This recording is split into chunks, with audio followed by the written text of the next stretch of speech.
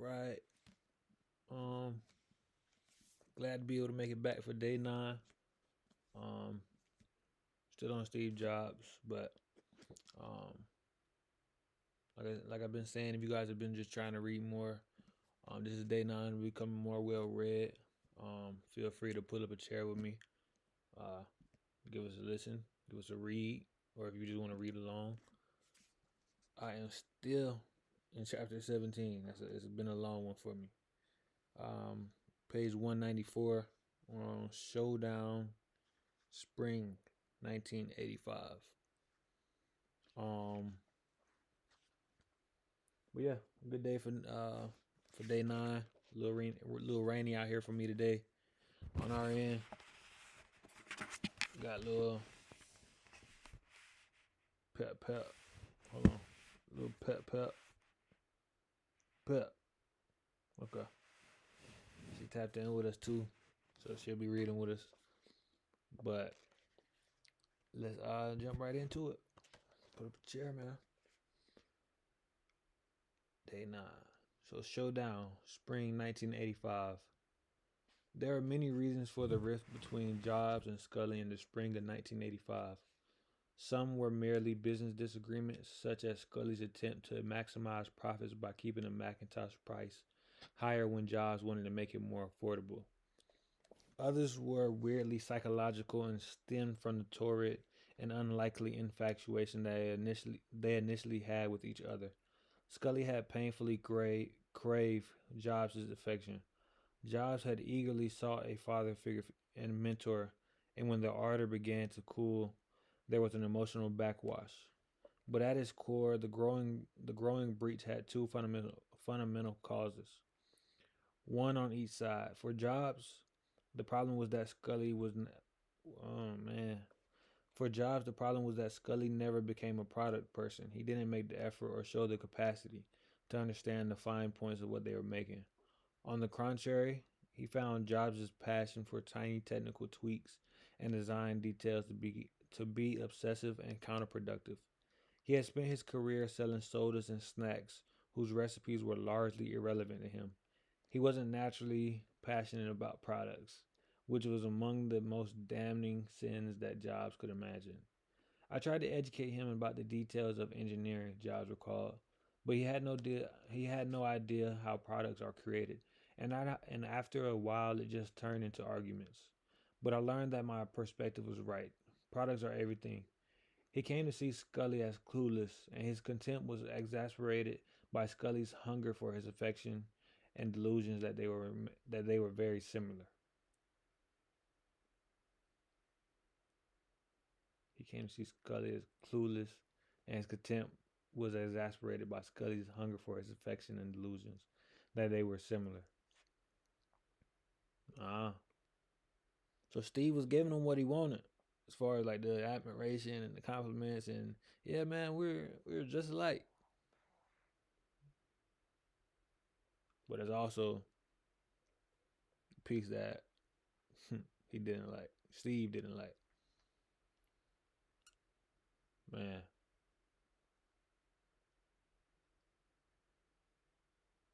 same is true in the people that's bigging you up in your face. Is like behind your back, they could be trying to tear you down.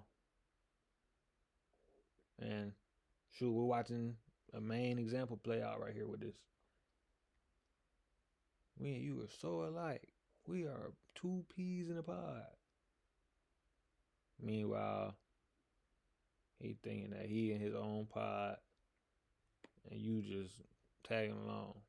Really throw you out the pea pod. Um, for Scully, the problem was that Jobs, when he was no longer in courtship or manipulative mode, was frequently obnoxious, rude, selfish, and nasty to other people. He'd found Jobs' boorish behavior as despicable as Jobs found Scully's lack of passion for product details. Scully was kind, caring, and polite to a fault. At one point, they were planning to meet with Xerox's vice chair, Bill Glavin, and Scully begged Jobs to behave. But as soon as they sat down, told Glavin, "You guys don't have any clue what you're doing," and the meeting broke up. I'm sorry, but I couldn't help myself, Jobs told Scully. It was one of many. It was one of many such cases. As Atari's Al Alcorn later observed, Scully believed in keeping people happy and worrying about relationships. Steve didn't give a shit about that, but he did care about the product in a way that Scully never could, and he was able to avoid having too many bozos working at Apple by insulting anyone who wasn't an A player.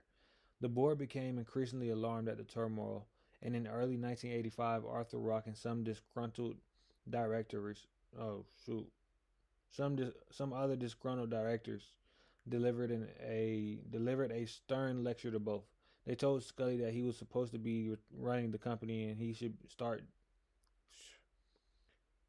was supposed to be running the company and he should start doing so with more authority and less eagerness to be pals with Jobs. They told Jobs that he was supposed to be fixing the mess at Macintosh division and not telling other divisions how to do their job. Afterward, Jobs retreated to his office and typed on his Macintosh. I will not criticize the rest of the organization. I will not criticize the rest of the organization. As the Macintosh continued to disappoint, sales in March 1985 were only 10% of the budget forecast. Jobs holed up in his office, fuming or wandering the halls, berating everyone else for the problems. His mood swings became worse, and so did his abuse of those around him. Middle level managers began to rise up against him. The marketing the marketing chief Mike Murray sought a private meeting with Scully at an industry conference. As they were going up to Scully's hotel room, Jobs spotted them and asked to come along. Oh no. Murray asked him not to.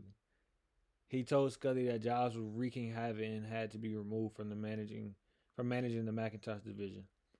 Scully replied that he was not yet resigned to having a showdown with Jobs. Murray later sent a memo directly to Jobs criticizing the way he treated colleagues and denouncing management by character assassination.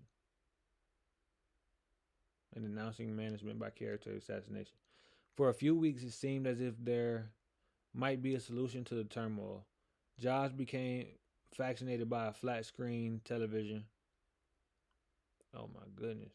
Jobs became fascinated by a flat screen technology developed by a firm near Palo Alto called Woodside Design, run by an eccentric engineer named Steve Kitchen. He also was impressed by another startup that made a touchscreen display that could be controlled by your finger, so you didn't need a mouse. Together these might help fulfill Jobs' ah Together, these might help fulfill Jobs' vision of creating a Mac in a book. Mac in a book. Mac.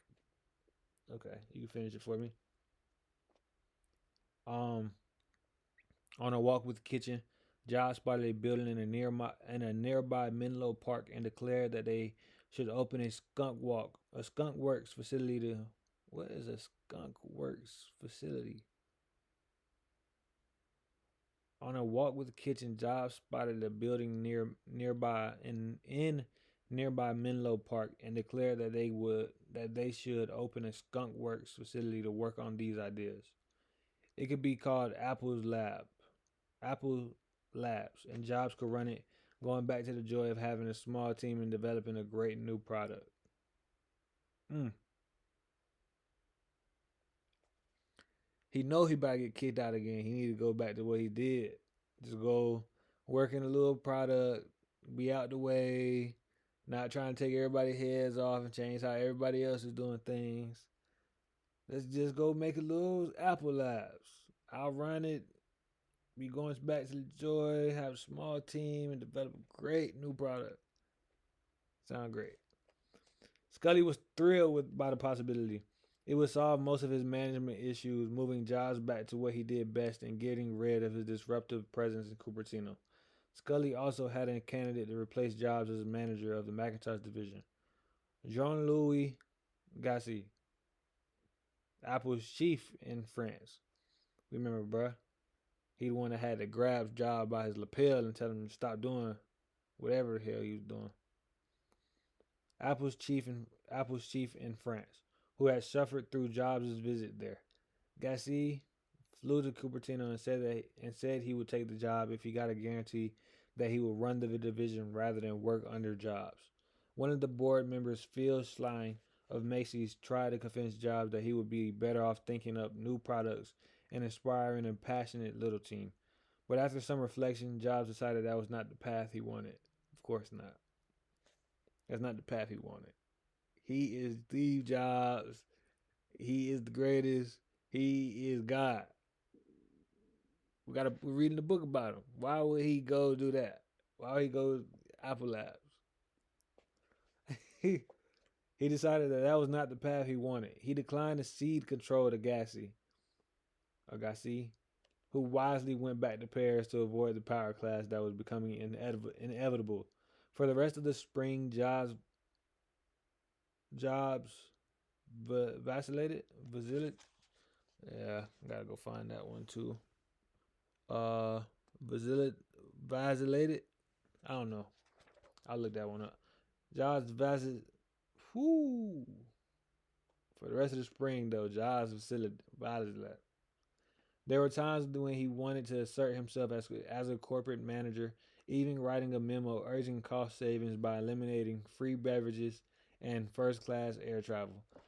And other times when he agreed with those who were encouraging him to go off and run a new Apple Labs R&D group. In March, Murray let loose with another memo that he marked "Do Not Circulate," but gave to multiple colleagues. In my 3 years at Apple, I've never observed so much confusion, fear, and dysfunction as in the past 90 days. He began. We are perceived by the rank and file as a boat without a rudder. Drifting away into foggy oblivion, Murray had been on both sides of the fence. At times, he conspired with Jobs to undermine Scully, but in this memo, he laid the blame on. Ooh, let's lock in, Cam. What in the world? Let loose with another memo that he do not circulate, but gave it to multiple colleagues. In my 3 years at Apple, I've never observed so many confusion. I've never observed so much confusion, fear, and dysfunction as in the past 90 days, he began. We are perceived by the rank and file as a boat without a rudder, drifting away into foggy oblivion. Murray had been on both sides of the fence. At times he conspired with Jobs to undermine Scully, but in this memo he laid the blame but in this memo he laid the blame on Jobs. Whether the cause of or because of the dysfunction whether the cause of or because of the dysfunction whether the cause of or because of the dysfunction, Steve Jobs now controls a seemingly impenetrable power base. At the end of that month, Scully finally worked up the nerve to tell Jobs that he should give up running the Macintosh division. He walked over to Jobs' office one evening and brought the human resources manager, Jay Elliott, to make the confrontation more formal. There is no one who admires your brilliance and vision more than I do, Scully began. He had uttered such flatteries before, but this time it was clear that there would be a brutal but punctuating the thought. Whoa. He had uttered such flatteries before, but this time it was clear that there would be a brutal but punctuating the thought. And there was. But this is really not going to work, he declared. The flatteries punctured by buts continued. We have developed a great friendship with each other, he said, but I have lost confidence in your ability to run the Macintosh division. He also berated Jobs for bad mouthing him as a bozo behind his back. Jobs looked stunned and countered with an odd challenge that Scully should help and coach him more. You got to spend more time with me, man. All right, he didn't add the man part. My fault. You got to spend more time with me. Then he lashed back. He told Scully he knew nothing about computers, and he told Scully he knew nothing about computers and was doing a terrible job running the company and had disappointed Jobs ever since coming to Apple. Then he began to cry.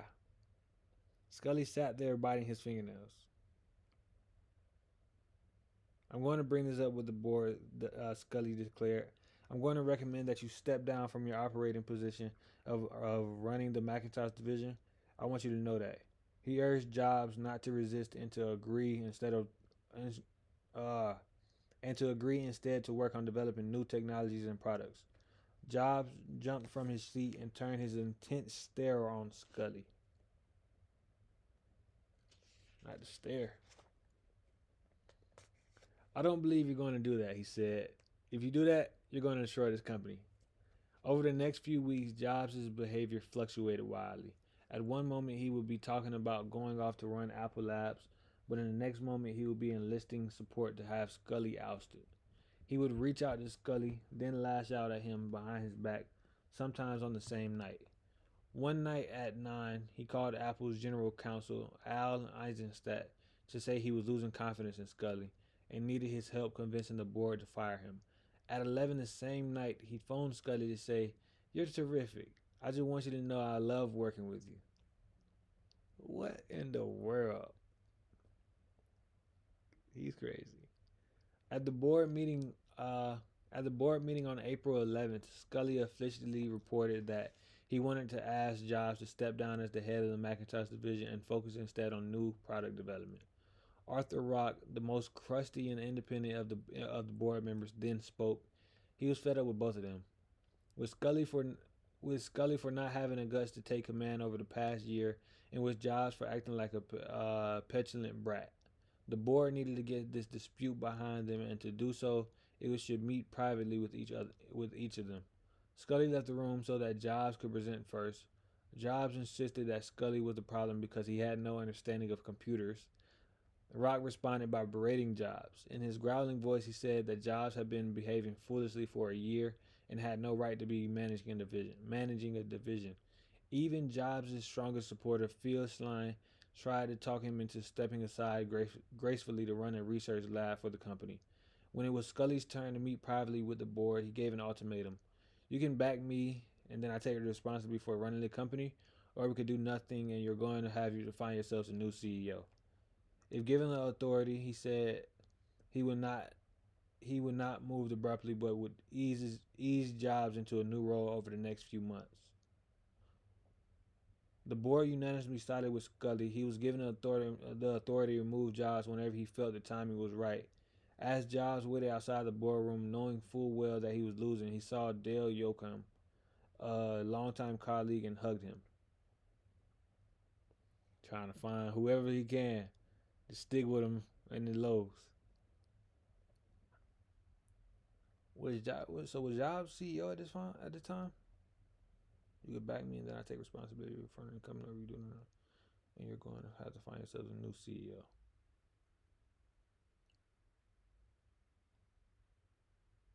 I'm confused.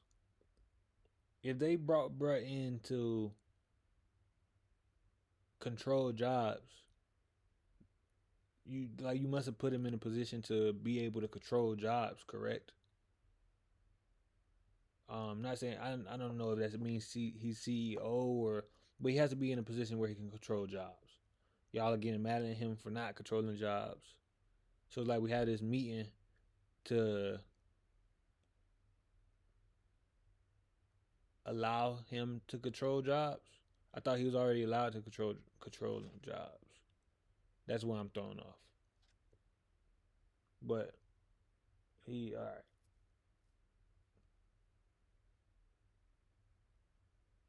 Icarus though. That's the title of this chapter. Icarus. What goes up? All right.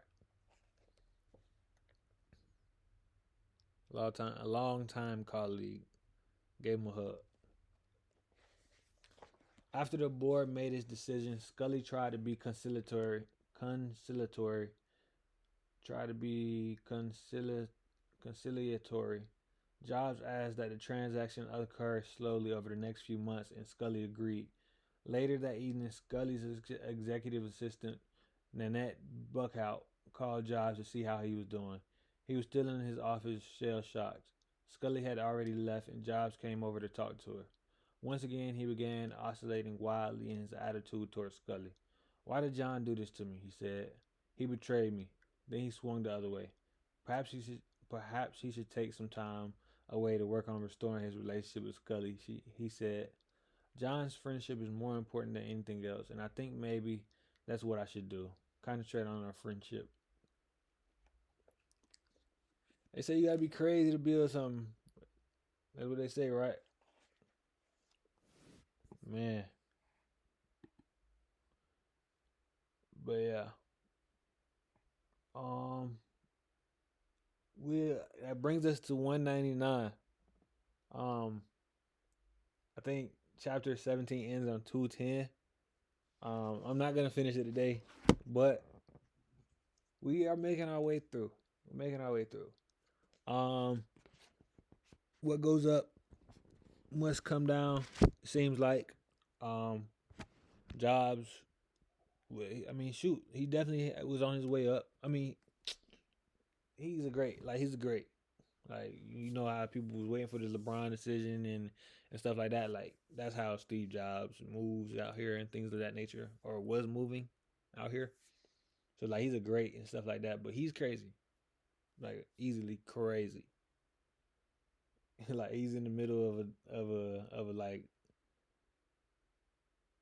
the CEO battle or whatever that meeting was with the board and stuff like that, and knowing Steve, or like how we've heard of Steve throughout this, is like he wasn't always the friendliest, but in his time of need, when he's down, long time colleague, same guy he probably done cussed out, told him that everything was trash. As soon as he know he's down, what's up, man? Let me get a hug. Let's be friends, bro. It's just interesting, but still in 17. This, I want to say day 10 will be our last hurrah through chapter 17, but a lot has happened in chapter 17 as well. Icarus.